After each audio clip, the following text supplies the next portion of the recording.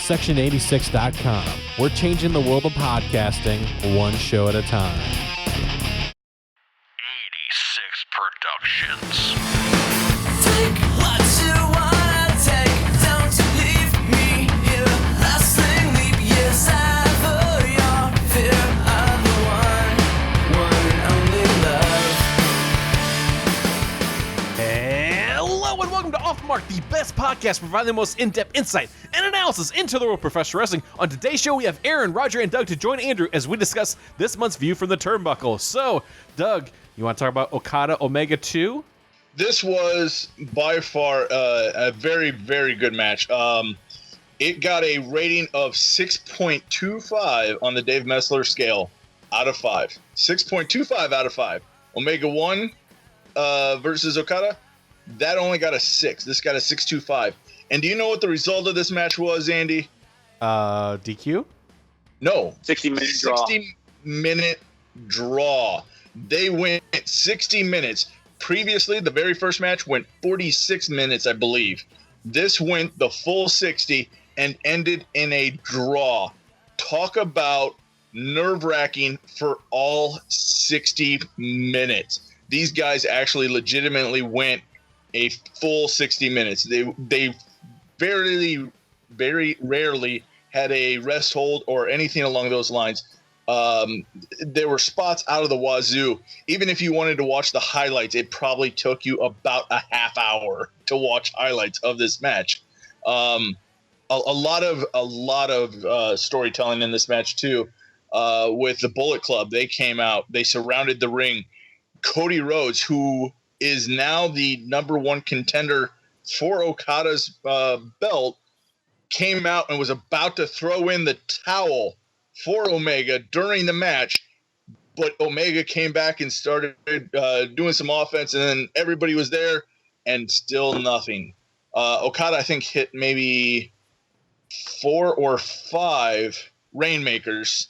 Omega only hit his finisher once, but did it so well that it was right. His leg went under the rope, so it was just perfect, and timing was perfect and everything. What a great match, and what a great way to set up their third and hopefully, maybe the time that Omega finally does take the title. But just the overall setup and the storyline aspects of Okada versus Omega 2 is absolutely wonderful. I think this is the best match I've ever seen that ended in a draw. Yeah, and for Doug's point, draw matches for me, I typically really, really hate. I thought this was a really good match. I would have liked to see just a slight reversal at the end. I would have rather wanted to see Omega crawling for the pin when they're saying 58, 59, and then he puts his arm over. I would have loved to have seen that instead of Okada doing it. However, though, I do think that this was a really great match. The one thing, and Roger and I had talked about this, is 6.25 stars out of 5. Yeah, doesn't that kind of break the scale at this point in time? At what, you can have a 5-star be better than a different 5-star, Like this, for example, was a really good, I would give this 5-star. I'd give their first one probably 5 stars as well. But I could say, if I'm ranking them, I think the second one is better. Like Shawn and Taker. I can say, I think their first match was better than their second. I'd give their first one 5-star. I might actually give their second one maybe 4.5, But if I was going to say 5-star, I would say I still like the first one better. I think that giving it that extra quarter star, I don't want to say it ruins it, but it's just kind of like it puts a highlight of a big spotlight on Meltzer's rating scale. And it just says, can't really trust a whole lot that he says, because if it's Japan, he already gives it 4 stars regardless of what it is, and if it's WWE, he immediately knocks off like 2 or 3 stars pretty much. So if it's a 4-star WWE match, that's really a 5-star, so AJ Styles for Meltzer has had like 10 5-star matches so far this year. To further that point, there's a saying in sports that says give 110%, and it is stupid because you can't give more than 100%. To that point, Meltzer's obsession with giving things more than 5 stars on a 5-star scale is dumb. Just say it's just say it's 5 stars. And it's a tier thing, right? Not all 5-star matches have to be equal. You can have the greatest match of all time be a 5-star match, and then the 10th greatest match of all time be a 5-star match. This 6.25 stuff is stupid. Either reset your skill and go to 10 or whatever you want to do it, and then change all your ratings, retroactively, or just call it a perfect match. Like, enough of this crap. I do have a question for those of you who've seen the match. I've heard that the finishing sequence was outstanding. How did it come off actually seeing it as opposed to what I've read? The final aspect of it was another Rainmaker. The final move was another Rainmaker, and both of them were knocked out. I will say one of the best highlights that I saw in the match, and even storyline wise, was Okada was like dragging him up after he hit one Rainmaker. He was dragging him up to do it again because he held onto the wrist, and he went to do it again, and Omega just passes out, and he misses the Rainmaker because of it. And because of that, he also falls down, and then I think he picked him up one more time, hit the Rainmaker, but he couldn't get over to him to pin him. To Aaron's point, too, I think it would have been better had Omega hit maybe his final move again, but couldn't get over there because, I mean, it was a good back and forth match. Okada would lead for a long time. Omega really did look like I was really surprised when Cody came down and was about to throw in the towel and everything. And like I said, it broke up the match enough that they could get some rest in that point with the Bullet Club, but it kept the storyline going and everything. And it was very, very interesting. It wasn't like Omega had to run out there and tell him not to do it. Okada didn't get interfered with or anything. So it was just an overall, like I said, it was a great match. I understand some people's, like, again, if it was a draw, then maybe it shouldn't have been better than the first one. But this was 60 minutes, and I can honestly say I might stay up the next time they fight just to watch it live. Yeah, because what is that, like 3 o'clock in the morning Central Time? Something like that? Damn, that is late.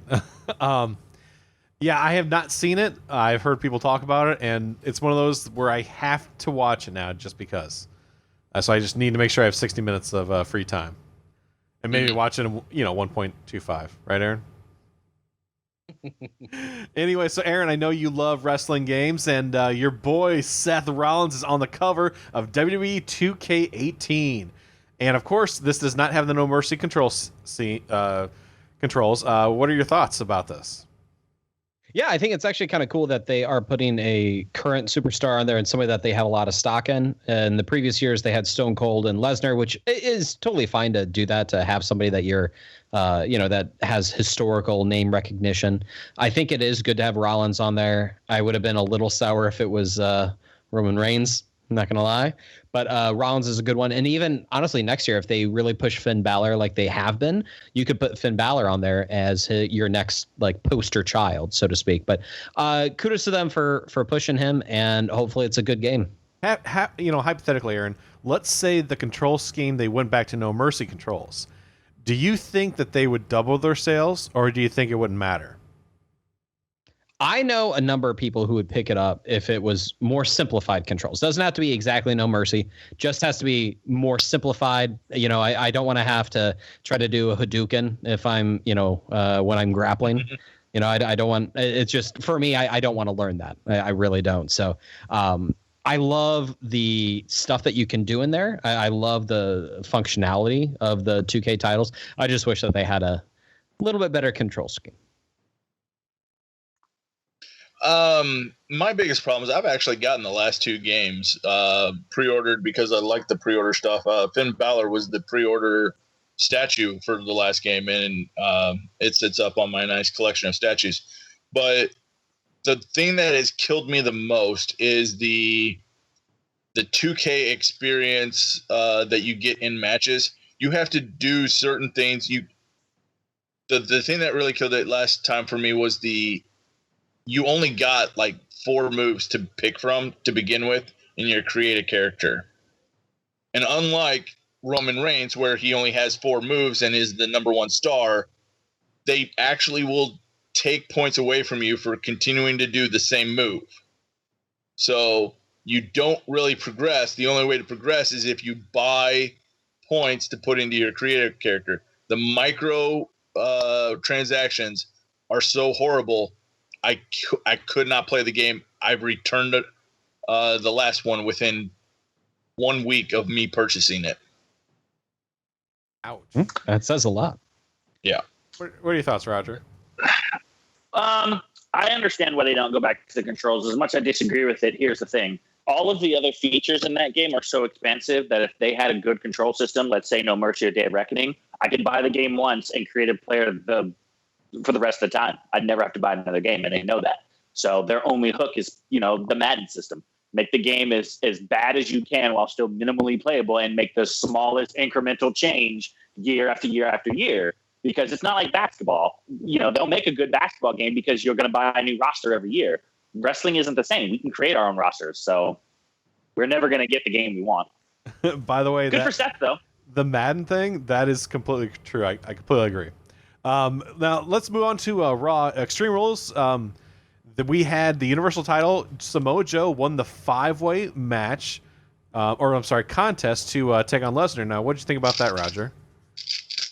Look, I have made my love for Samoa Joe well known throughout the show. So when he won at Extreme Rules, I was super stoked. He's one of my favorites. I love the intensity. I've always thought he was a guy who could legitimately be built as a challenger to Joe. And then when he choked out Heyman, I was like, oh, okay, maybe he has a chance. But to me, the best thing they did with Joe was have him walk up to Brock Lesnar and show absolutely no fear. He didn't sneak attack him. He didn't run in with an arc out of nowhere. He walked up, got in the ring, got in his face, and headbutted him. And he just went straight. It very much reminds me of CM Punk during his run when he came out and told The Rock, I'm going to beat you up. And he didn't run from him. He didn't engage in trash talk. He just said, I'm going to fight you. And to me, this makes Joe look like a guy. And granted, we know he's going to lose. I'm not worried about that. But he looked like a guy who belongs in the ring with Lesnar. And to me, that is an accomplishment alone in itself, because now you have positioned Joe to be the guy. At least until he has to put over Roman Reigns as the guy. But for now, Joe looks like a monster. Job well done. Whenever he comes out with his theme music, do you still do the dance? I always will do the dance to the end of time. And if he wins the championship, I'll do the dance on the show. It's going to happen. Okay. Doug, what do you think the Lesnar-Samoa Joe match is going to look like? I think it'll be really interesting. You're going to have Joe, who can take several suplexes and take some devastating moves from Lesnar, but he can also dish out a lot of pain too. I expect this to go maybe about 10, 12 minutes maybe, with Brock probably starting off strong, Samoa Joe in the middle, but then Brock coming out at the end. Do you think they're going to change this to possibly a no DQ, though? Or is it just going to be a straight match? Straight match. There's no reason for no DQ, at least not yet. If they wanted to continue the feud, which I would love to see, because, it's Great Balls of Fire. That is the name of the pay-per-view, so they're obviously not taking it seriously anyway. So if they wanted to, if they did do it that way where you see them fight and just brawl, and even go to the outside and brawl, get the 10 count, they're still fighting and fight all the way to the back until they finally get separated by the roster again. I would love to see that. I could end a pay-per-view happily with that, knowing that it's going to continue, but you still don't have a winner or loser. So, again, great idea, WWE. I know you're listening, and you just scratched that off of things that you would do, but I would love to see this continue more than 1 month. I just don't see it happening, though. Yeah, I agree. I don't think that they will. Typically, with Brock Lesnar matches, it's a one and done sort of situation. I definitely echo both of your thoughts on the whole situation as it is right now. One of the things I would like to see is I would love to see where Samoa Joe wins via DQ or vice versa. Something that happens where Samoa Joe looks like a badass, and it makes it where you think to yourself, all right, Joe is a guy that can go. He is now a very top tier talent because he's been put in the main event. He came in right away. He was taking on Roman Reigns. He was taking on Seth Rollins. So they have a lot of stock in him.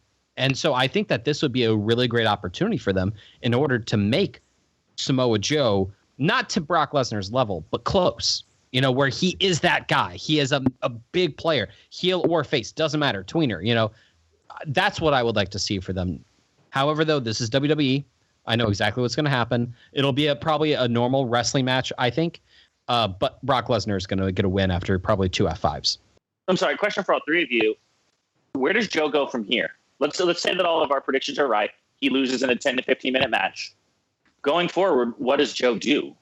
You still have a lot of things. And what my biggest fear is going to be, because of this 5-way match, I could see them setting up five more months worth of pay-per-views until Lesnar actually will lose the belt eventually. We all know it, to Roman Reigns.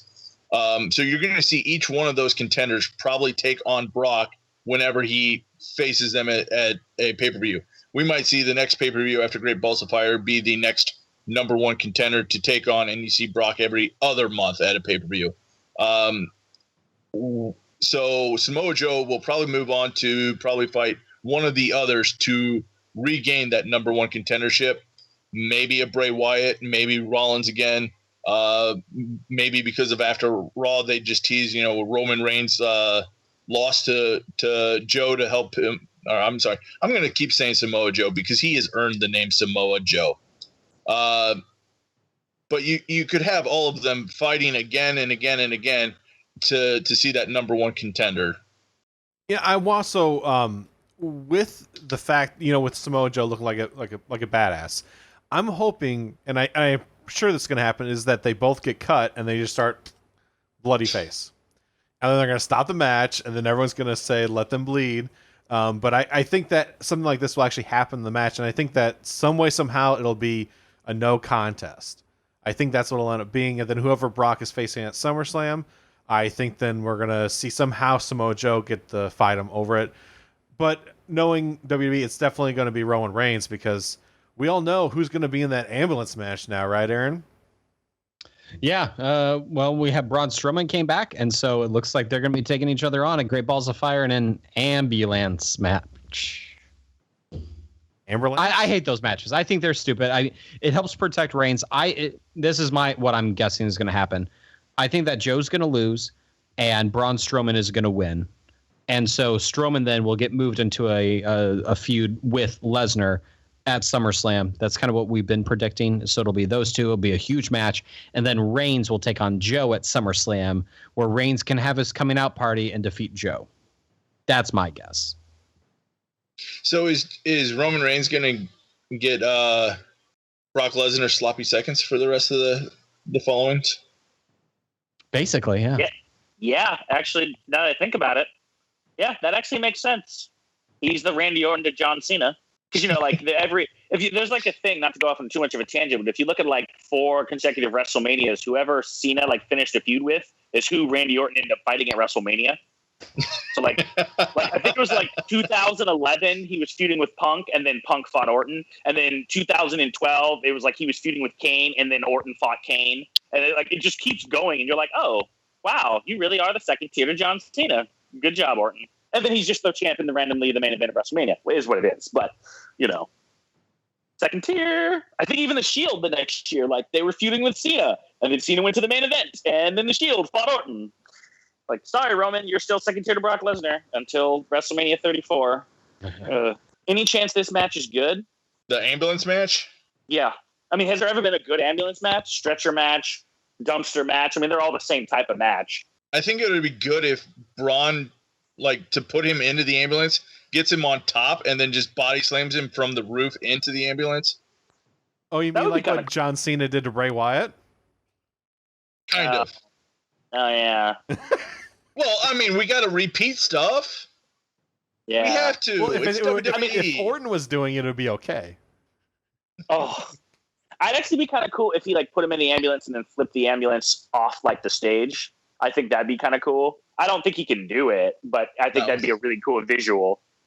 Yeah. All right. So, we talked about this a few months ago, and apparently Roger has trust issues. So, Roger, what happened to cause even more trust issues? Well, you see, if you have a friend in wrestling, you don't trust him.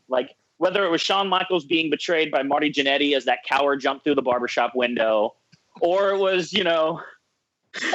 Chris Jericho betraying Kevin Owens and forcing Owens to do what he did. And then obviously the worst betrayal of them all when it DIY no longer became a thing. And then last night we found out that Big Cass was attacked by Big Cass because the best way to sell having to beat up a guy half your size is pretending to be attacked backstage by him. And now Enzo and Cass are no longer a thing. And Big Cass is going to venture out into his own while Enzo joins the Cruiserweight division, I suppose. I mean, we kind of saw this coming, I feel like, last year when Big Cass got that opportunity in the Fatal 4-Way. Like, you knew that was kind of them testing the waters. And, you know, sooner or later they had to split. And that's sad because they were, you know, last year, that's when they came to the main roster. And it's like, I don't think they got a fair chance, basically. I think that they're like, hey, we're going to put you in these matches, and then we're going to put you to the side, and then put you in these matches, put you to the side again. Oh, Big Cass, because you're 7 foot tall, we want you out. We want you in the main event or the upper mid card slot. And I just think it's actually a miss because the tag teams are so weak right now. So, Andy, you think that it was maybe too soon for them to do that? Because you know they were going to do it at some point in time. And I think that they could have done it maybe by Royal, you know, I'm thinking Royal Rumble. If they said, no, we need to do it then. But don't do it now because your tag teams are hurting. You know, they said that, Rhino and Heath Slater broke up. You know, that was no big loss, but still, it's another tag team. And then you have this tag team who was a tag team, not, you know, two singles that were brought together as a tag team like Sheamus and Cesaro. Mm-hmm. Are they going to be able to replace, or maybe just the fact that they have nothing for their tag team division? Because the only tag teams you really have right now, well, the Revival are back, so that's good. But the only other tag teams that you have that have legitimate title aspirations are Sheamus and Cesaro and the Hardys. And who knows how long the Hardys are together? I mean, right. I think all of us see the writing on that wall. And how many are faces? The Hardys. Right. I actually don't. And R-Truth and Goldust broke up, didn't they? Yeah, they broke up too. So I don't mind the idea of Cass and Enzo going singles. Personally, what I mind is I don't think you had to break them up.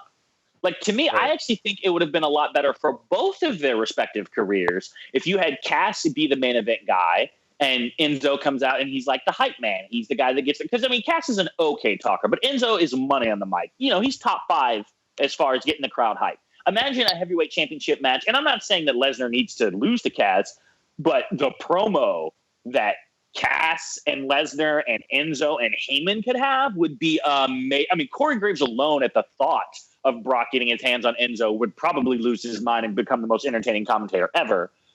Enzo in a cruiserweight division would be interesting. I don't think you break them up because I think the sum of the parts is great. You know, they're greater together than they're ever going to be separate. And, you know, this reminds me of Primetime. Remember when they tried to give Shad that push and then 3 months later, I think he was released and JTG stuck around for like 2 years. I don't see this ending well. And to me, if you were going to split them, you should have done it in the draft. Like you either should have split them up via draft, but this kind of turn, they'll be back together within 6 months, in my opinion. Like this is going to flop. It is going to flop badly. I hope it doesn't, but I think it will. I actually hope that it does flop. And the main reason why is very similar to what you had said. I would have rather seen Cass like go to Enzo and be like, hey, man, I just want to let you know I have an opportunity here to go for the title. I want your blessing. And then he's like, oh, yeah, man, no, I got you. And you know what? You know I got your back. And I'm going to, you know what? I'm going to go for a title as well. And maybe he goes cruiserweight like you had said. Wouldn't be a bad idea. And the idea of them with Lesnar, 100% behind, like 100%. And then they can come back together. So Cass can go for the title. He can lose, you know, and he can do, you know, kind of hang out in the main event scene. And if that doesn't work out, you can then bring them back together. And then you have your face tag team, you know, or let's say Cass does get a title. And then they're like, you know what? I don't want just that. I have a boy here that I can get a tag team title with, you know? I mean, they did it all the time back in the Attitude Era. So many people had the tag team titles and the world title, you know? That happened a lot. So you could do something very similar. I think that it is a mistake. However, though, I will say the promo that they had done, if you just read about it online, it isn't as good as if you actually watch it. Enzo was crying. I like that. I thought that was a really good touch to what he was doing. And Cass actually spoke with what I felt was a little more personality than what I've seen from him in the past. But I do agree. I think that them together, you are going to have a lot more merch sales, and I think that they're going to do a lot better job than if you break them up. Yeah, this is still tough. And like, if you watch it, I will say I thought the segment went on a little too long. I wish they would have cut it in half, and I think it would have been way better because Corey Graves, he would say something, and he would wait. He didn't need to. He could just continue to talk the entire time. But overall, it is sad that they broke up another tag team. That's what it boils down to. But, the Cruiserweights, Neville is still the champion. I am surprised because I thought by now he would have lost the belt. But, Aaron, at what point do they have to take it off him?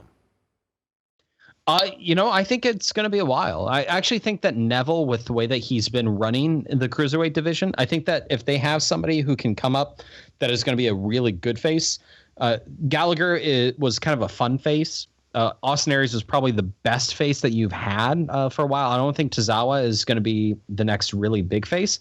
I think you have to have somebody that has some name recognition, maybe somebody from, Ring of Honor that could come in, or somebody within NXT that could come up. But honestly, I would probably have him hold it for a year. I'd probably have him hold it till Mania. And that's when you have your all-star face come in and take the title from him. Yeah, but who is that guy that can come in to do that, though?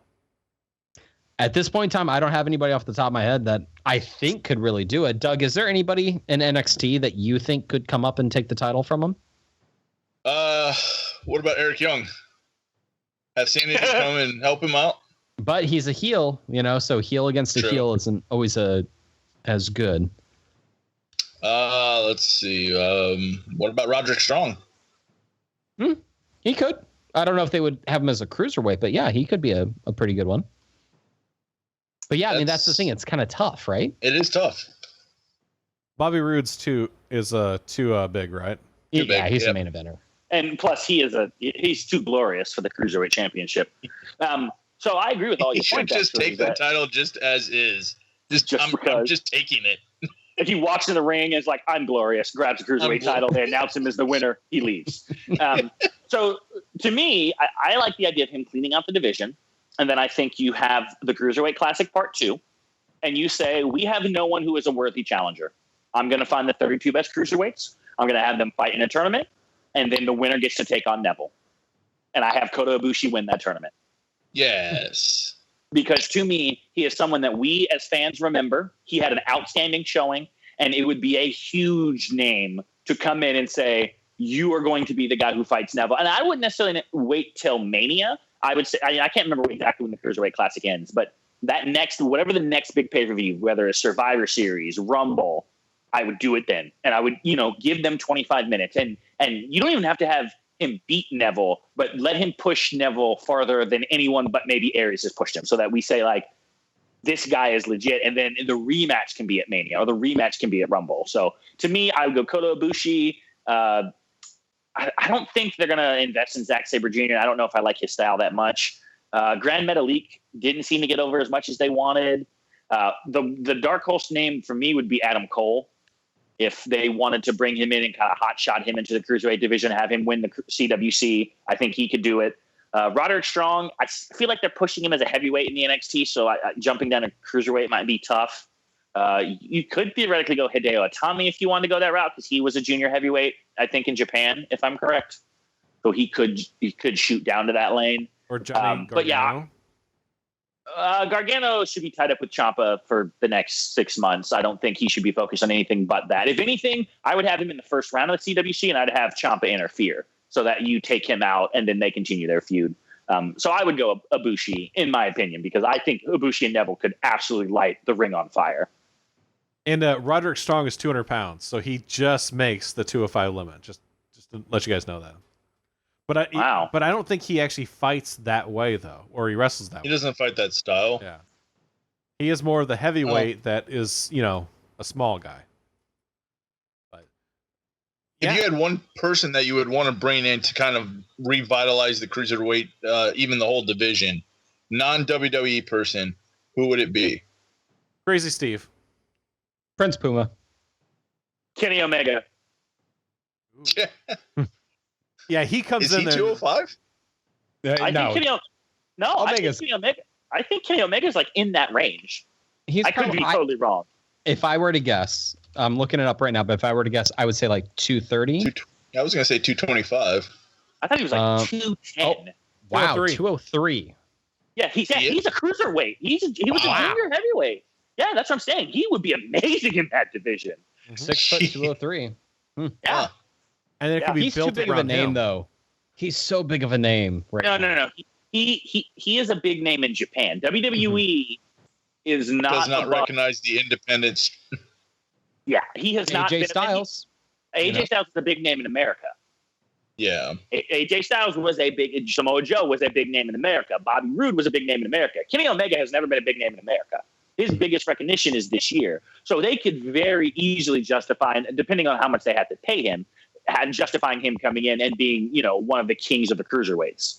I think that would be the thing, though, is you'd have to pay him so much you would not want him as a cruiserweight. Well, you wouldn't keep him there. You start him there. Okay. Yeah, because I You think win the then, CWC. yeah, because you can have guys then they're like, oh my gosh, if you want to watch, a guy wrestle, that's great. Watch Kenny Omega. He's only on 205 Live on the WWE Network, and they can push that, and people, I think, then more people will start watching 205 Live. You're gonna have to pay him so much money, though. Like you would waste him on 205. I think. Right. Yeah, I agree with that. but you could have him on Raw as well, and he You actually have another option. You could go Tyler Bate or Pete Dunne. Yeah. Yeah, but that's more UK though, because they want to have that UK show. So I don't think that you want them in the cruiserweight picture. But that's exactly why a feud versus Neville would be perfect, because both of them could fight for the title in the main event of a UK show. Oh, okay. Bring over the cruiserweight to be the lower part of the UK title. Well, no, basically, like instead of, because the UK, you're not going to defend the UK title. Like imagine a special, like the opening night, instead of the UK title being defended, you have the king of the cruiserweights defending against Tyler Bate, who just won his UK championship back, champion versus champion. Very big fight type feel. Or, have him go against Pete Dunne. Even though it's heel versus heel, that would be a great match. It would be a good match. So I think there's a lot of potential from mixing those two divisions.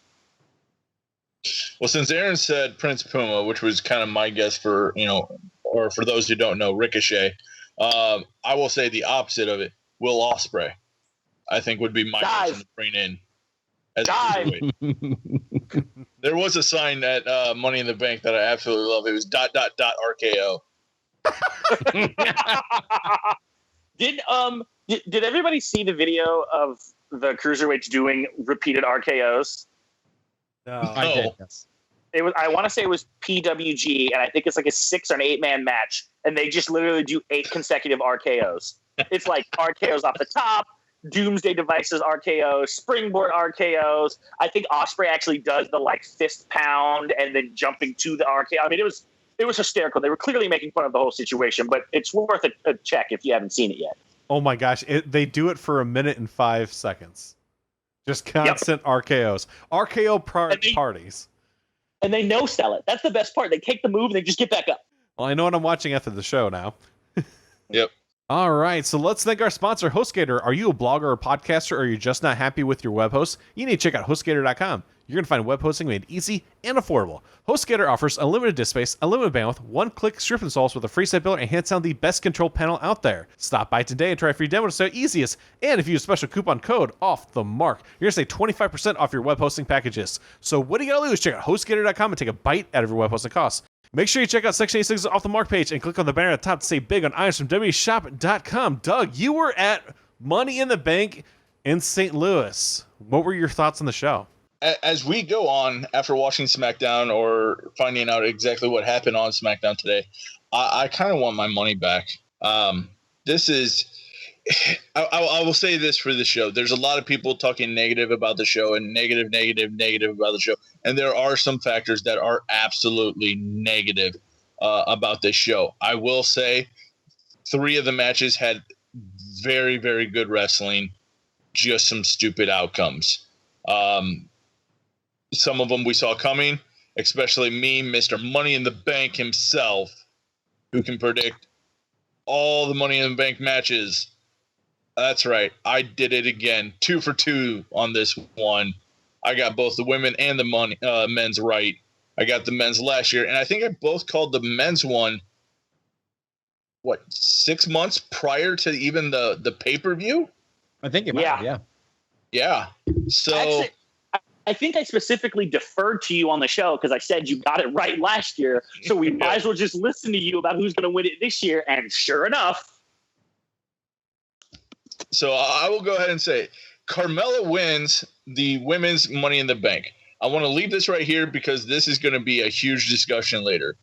Let's just go to the match of the night in the men's Money in the Bank, in which I am very glad that they made this the main event. I think there could have been some storyline aspects to why this should be the main event. I think Jinder should have came up and said, hey, you know what? Not feeling it tonight. Let's go right now. I don't want to wait anymore. And you could have then also kind of got Randy Orton off his, game plan because he had to go right then and there instead of waiting for the main event.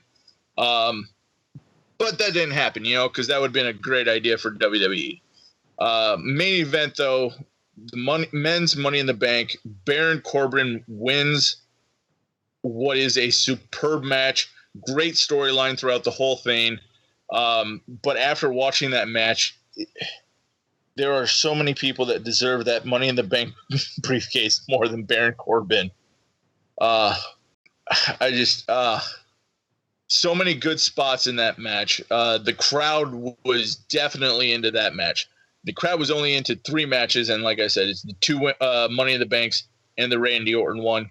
And you kind of only had the crowd into that one because he's from St. Louis. Other than that, I don't think the crowd gave 2 craps about this whole pay-per-view. Hey, Now, Doug, oh, no, go ahead, Andy. Or Aaron, go ahead. To get back to the women's Money in the Bank match, one of the questions I want to ask you. So Carmella had won. You obviously called that one right. Good job on that. She won because Ellsworth came in and obviously pulled that down.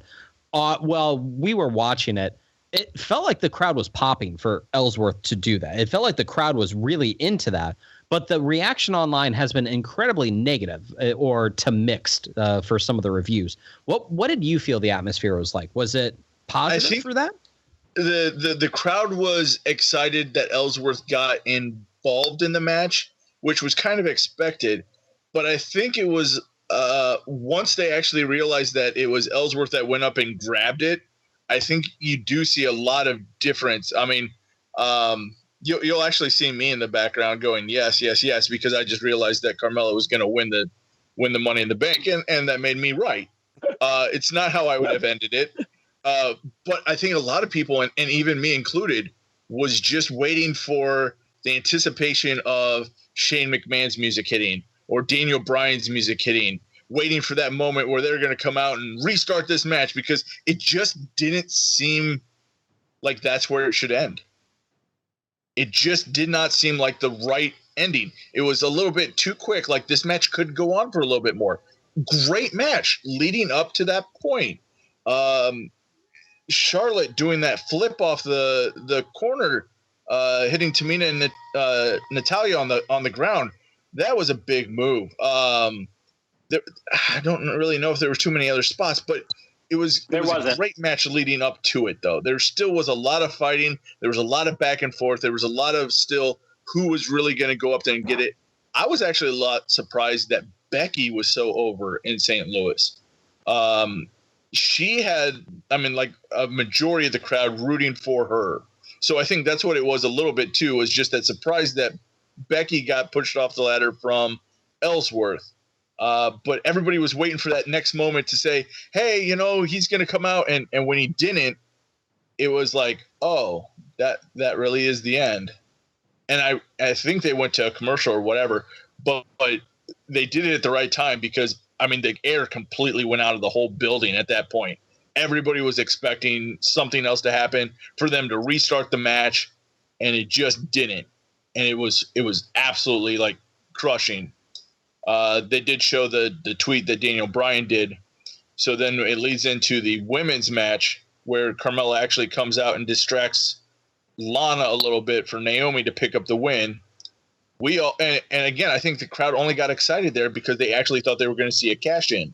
which would have made sense. If Daniel Bryan is going to threaten to take away that briefcase come Tuesday, why wouldn't you cash in right away so that you just get the title and end it right there? And again, you built up everybody's expectations just to go and let's let everything out again. Yeah, I thought the way they handled this was dumb at first because, like watching it, I was like, okay, what's next? Because I thought that Shane McMahon would come out, but of course that didn't happen. But the other thing I'm shocked about is that they did not have. I thought all the women would be in this, so I thought there would be 8 women in this match, and of course there wasn't. It was just the 6. Do you think it was 5? I'm sorry, 5. Do you think 5? Do you think it was a mistake not to have Naomi or Lana in this match, or even Nikki Bella? I think there was some expectation that Nikki Bella might be a surprise entry into it. I was kind of hoping leading up to Money in the Bank that Lana, I heard that she was going to be coming back, or she'd made her debut. Why not put her in the match? Make it a 6-person match. I could have done without the women's title and putting Lana in there to have her opportunity, because wasn't it when Alexa was the champion? Didn't they just say, "Oh, we're just going to let anybody on the roster be in this, have a chance to win it"? Where's the opportunity? So I kind of find that hypocritical of Shane McMahon to not put Lana in this, but then it kind of understands. Okay, well, yes, Naomi would have been a good wrestler. She's a good women's wrestler. She would have been good in this match. It is kind of disappointing, but at the same time, you are the champion. Therefore, you shouldn't be trying to get a Money in the Bank title if you are the champion. Just saying. Actually, I disagree with that. And that's actually the reason I think Naomi could have won. Because imagine going into a title match against someone who can immediately cash in on you if you beat them. That was a storyline we've never seen done before. And oh my God, the possibilities. Like, you don't have to beat me once. You've got to beat me twice. I think it would be better if it was the other way around. Like when Rollins had the opportunity, he had the briefcase and he was the number 1 contender. If he would have won the title and had the briefcase, I'd be okay with that. I'm not so much okay with you having a title and going for your number 1 contendership. That's like being the number 1 or having the title and still fighting in the Royal Rumble just so you don't have to face anybody at WrestleMania. Look, that's the Hulk Hogan rule, and he did that. I was just about to say Hulk Hogan did that in WCW, and he won, I think. And I think that was stupid. But I thought there's a lot of controversy. To be honest, I actually disagree with a lot of it, just because Ellsworth. It's not like Ellsworth got the crap kicked out of him and then like sauntered up there. He stayed out of the match and then went up there and helped out Carmella. I don't think that it was a bad thing. Now, obviously on SmackDown, they announced that they're going to redo the match, which, Doug, I totally understand why you want your money back for that. I think, in my opinion, I think that Carmella still has to win it. And I think that this is an opportunity to have her win in a very normal manner. She won it. So she can then say, well, I won it twice in a row. I now am a 2-time SmackDown Women's Money in the Bank winner. You know, that's what I would do if I were in that position. Knowing WWE, they'll probably have, like Becky win, and then those two will feud over the briefcase or something like that. Which I personally don't like that, because if you can cash it in anytime and you have a match scheduled for the next pay-per-view for that contract, wouldn't you just cash it in before that match? No, that's because if that were the case, Carmella would have cashed in Sunday night. Yeah, and she should have. She absolutely should have. But that's us trying to think about logic. So one thing I would say, I guess, to disagree to your point, and while I didn't mind it at the time, after thinking about it, the whole women's revolution has been that they can do everything the men can, right? They get their own Money in the Bank, they get separate titles. So the first ever women's Money in the Bank match is won by a man. Right. Way to really show that the women can go in there and do exactly what the men can, but when in doubt, a man still needs to win the female money. It was just and it was, if they would have done the Rhino and Christian thing where Ellsworth puts Carmella on his shoulders and climbs up the ladder, I'd have no problem with that. Mm-hmm. But the idea of him going up there, and I think the pop was that we expected something big to happen. I was really waiting for Charlotte to hit the ring and dump the ladder over, and Ellsworth goes flying, and everyone would have went crazy. But when he went up there and he actually grabbed the briefcase, and I think me and Aaron looked at each other like, are you serious right now? Like, he's just going to drop the briefcase into her hands? That's the ending? Like, it was anticlimactic. Like, the match itself didn't have a lot of big spots, and that is not the way you end when you look at the first men's Money in the Bank match, Edge won it. It was a big moment. He will always be known as the first Money in the Bank match winner. James Ellsworth is essentially known as the first female Money in the Bank match winner. Like, this should have been Becky Lynch, this should have been Charlotte, or it should have been Carmella legitimately.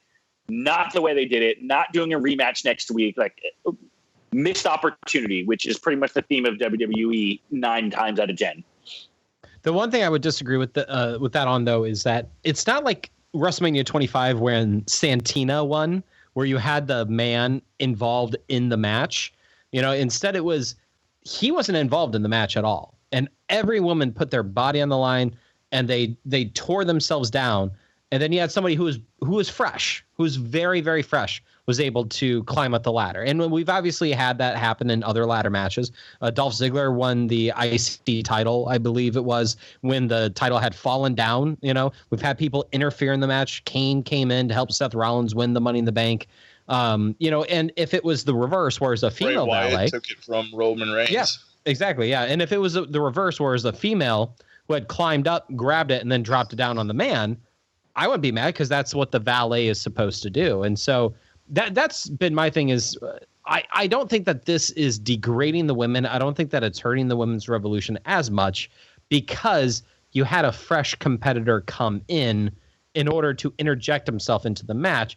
And I think even with the controversy that's going on, which I think WWE is very happy with the press and the buzz that they are getting, having a ladder match next week, to determine who the real winner is, I think will maybe help quell some of those concerns that some people have. What I think they really should do is exactly what my wife wanted to have happen. She is very, very pro women, very anti-man. I can't believe she married me, but and I think they should do this now just because of all this controversy. And what she wants to have happen is she wants Charlotte Flair to win the Money in the Bank and then cash in on Jinder Mahal. Oh my gosh. I would give that a 6.5 star rating. Yep. 100%. No, actually, this is what I think really is going to happen. Roger, I want to hear your thoughts on this. Do you think next week that somehow Ellsworth is going to get in the match and then all the women just beat the crap out of him? Do you think that's going to happen? I think they do that from the beginning. So my thought process is they're going to do that from the beginning, is that they're going to try to make sure that he doesn't interfere. They're going to jump him from the start, and he's going to do it again. At the very end, he's going to climb up the ladder, he's going to grab the briefcase, and he's going to drop it down on Carmella's arms one more time. That's the way they're going to end it. Oh, I hope not. They're going to He is banned from ringside, though, isn't he? Oh, Yeah, I think because that's we've what never it was, seen yeah. someone interfere when they've been banned from ringside. Chris Jericho. I mean, I just couldn't imagine interfering in a title match after you've been specifically told not to interfere. Well, you know what he should do, though, is he should just go to the truck that operates the crane and just drop it down to her that way. Oh, my Like right God. when Becky's about to grab my it, gosh. it just drops down and right into Carmella's hands, and she unclips it and runs away. Or he just keeps lifting it up so nobody else can grab it. Right. Like the old Austin McMahon thing. Yeah, no. I mean, he's going to be involved. There's no way I think we believe that he's not going to be involved in this. And that's a shame because I think the focus should be on the ladies in this match. It should be. But, yeah, no, Ellsworth, I think you're right. There's no way they switch the winners. It's Carmella again, and it'll probably be through Ellsworth shenanigans. It might be El Luchadora. Who knows? They'll probably have him dress up like that stupid gimmick again. But, yeah, this could have been done better.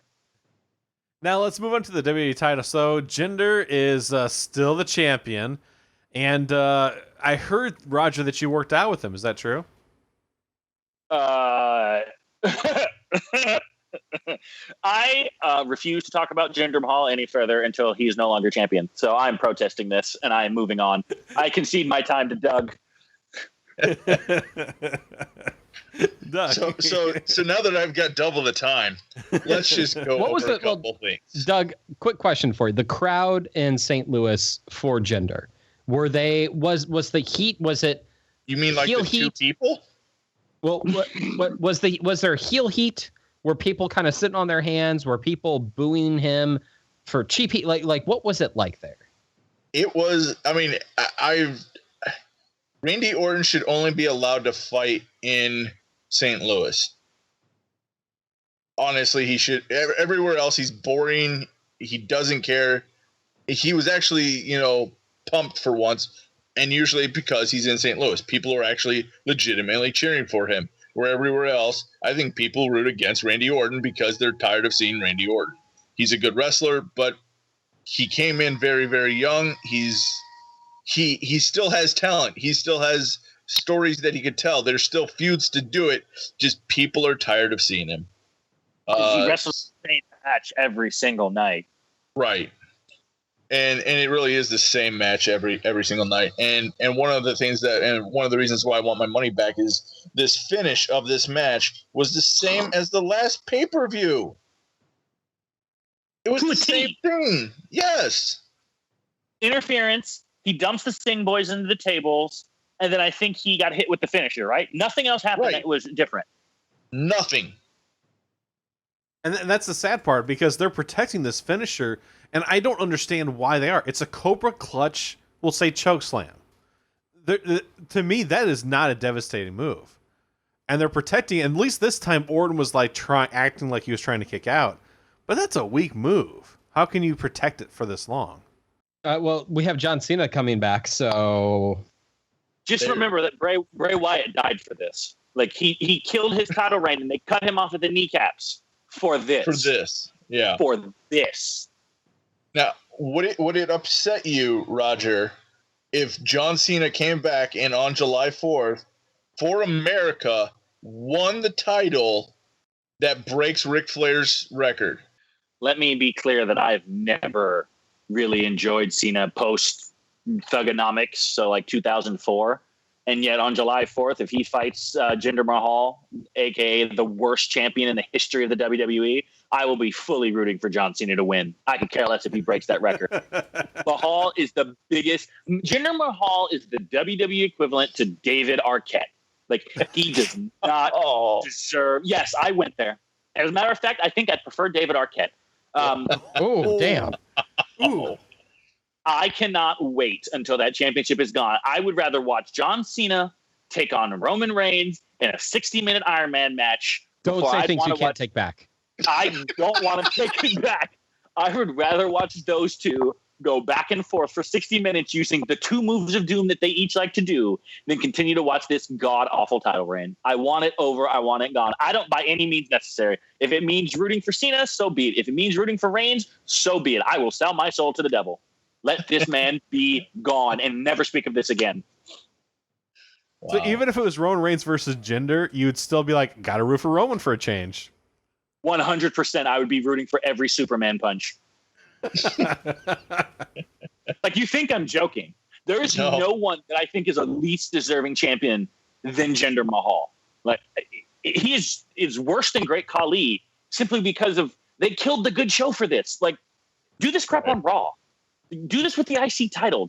This is so, like, when I think of watching SmackDown, I go, oh, AJ, oh, Nakamura, oh yeah, Mahal's the champion, and then I just don't watch, like the rest of America. Who is the next champion? Baron John Corbin. Cena. You think that Corbin will take it from Mahal because he'll get face pops for that? Well, so my thought process is that Cena will fight Mahal on the 4th, and Corbin will end up cashing in and winning. Yes. I think it'll be. I agree wholeheartedly that Corbin will cash in on July 4th. I just think it's going to be on John Cena after Mahal kicks the crap out of John Cena and the Singh brothers come out and kick the crap out of him.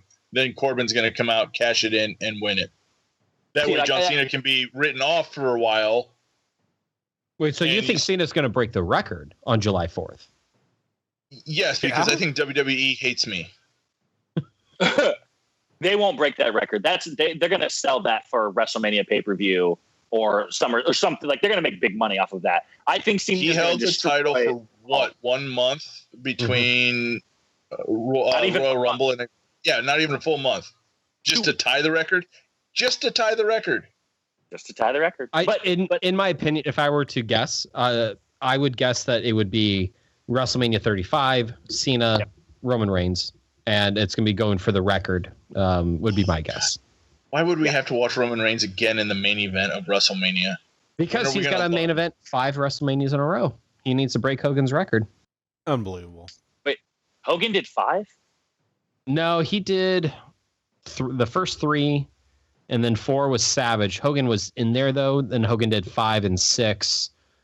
I think he did 7 as well. It could be... Yeah, Hogan Justice, right? Mm-hmm. And I don't remember what 8 was. Hogan Slaughter. Was Hogan... Okay.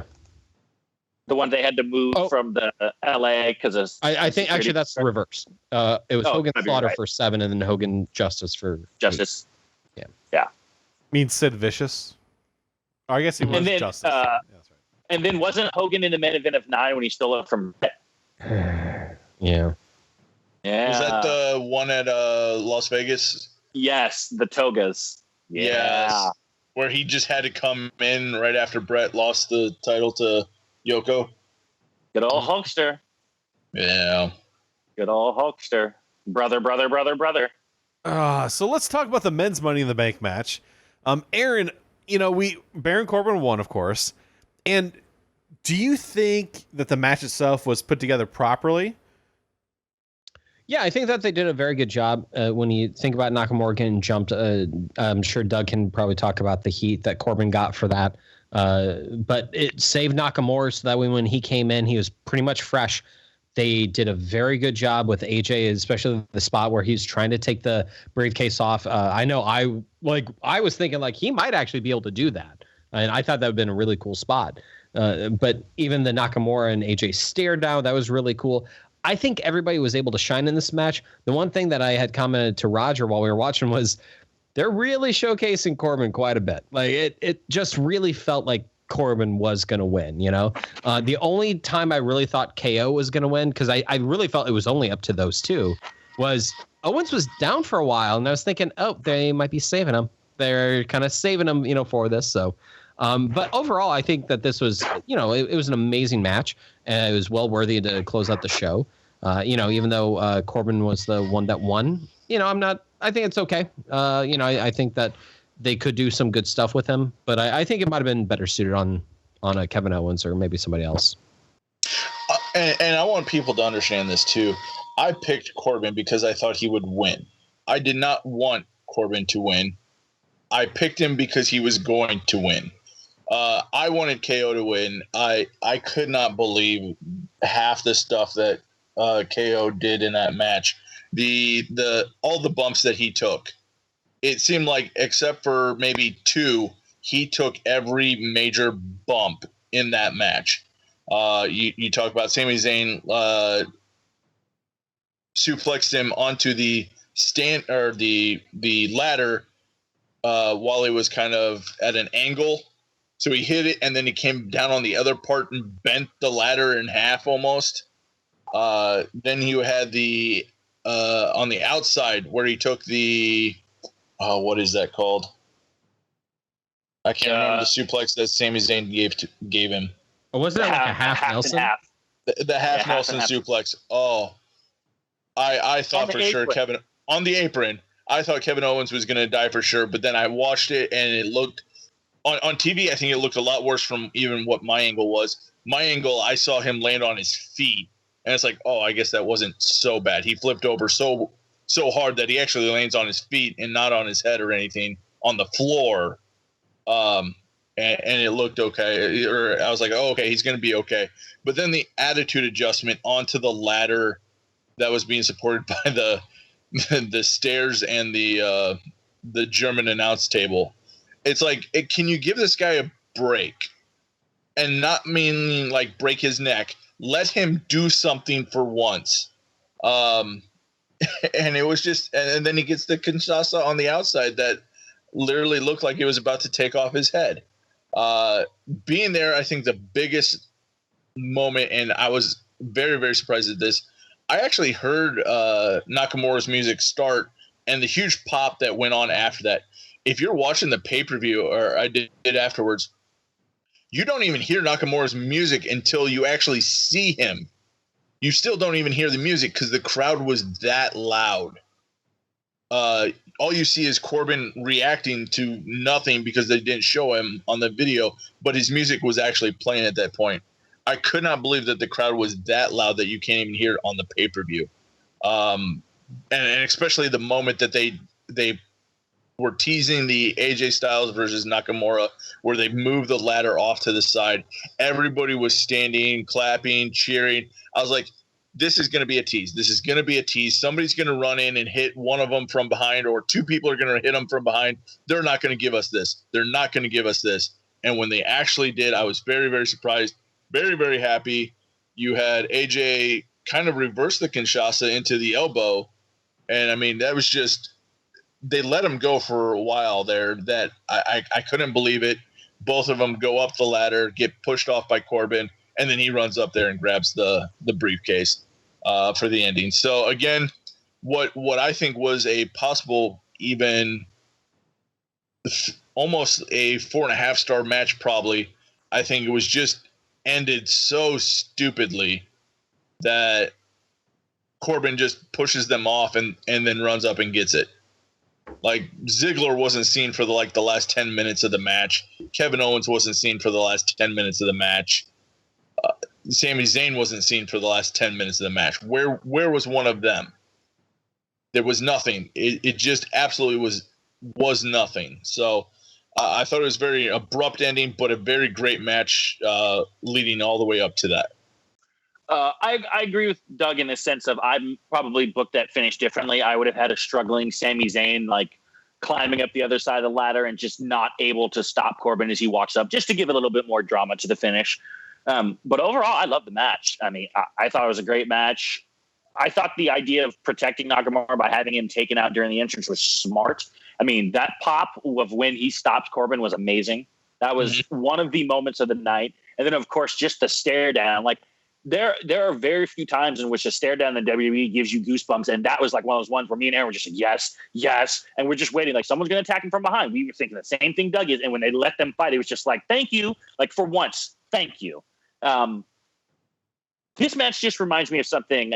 AJ Styles a few years ago said there's only a certain amount of bumps on his card. The man just turned 40 years old. Please appreciate what you are seeing, because as much as I hate to say it, we're closer to the end than we are the beginning. And he is going to be severely missed. He is the best in-ring performer right now in the WWE, and it's not close.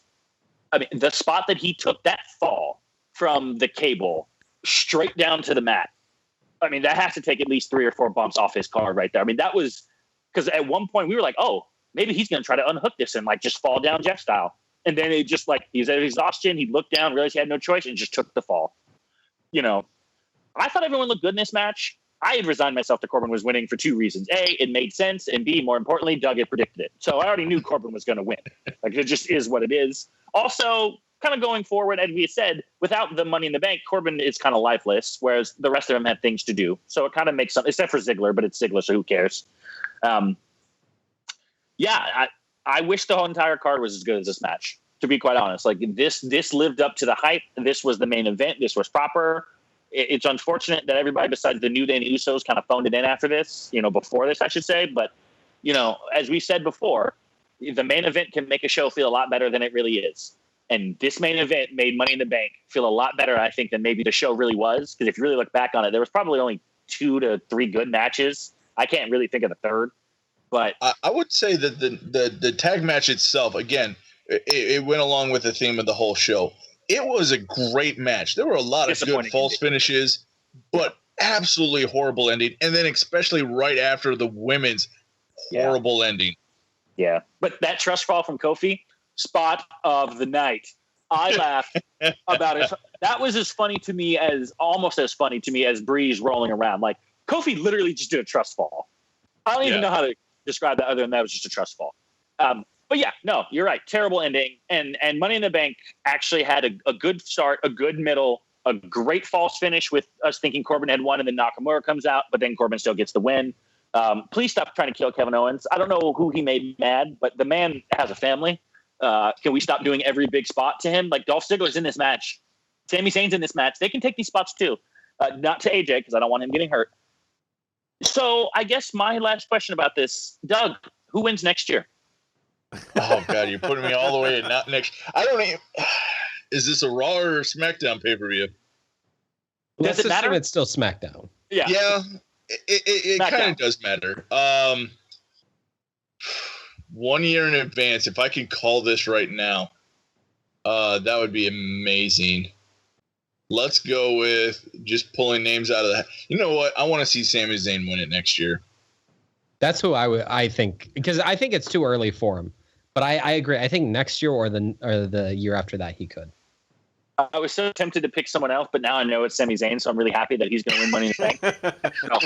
I'm going to end on that note. I'm good to go. Andy, all you. Well, I just want to say I thought Money in the Bank was really good. The match itself was really good. I echo all your thoughts. The one thing also, Doug, I want to ask you about that happened in the show. This is coming from my wife. Were you offended that the Fashion Police had Popo on their trunks, right on their butts? No, that I was giggling about that a little bit myself. Is that a derogatory term for cops? It's no, I don't think it is.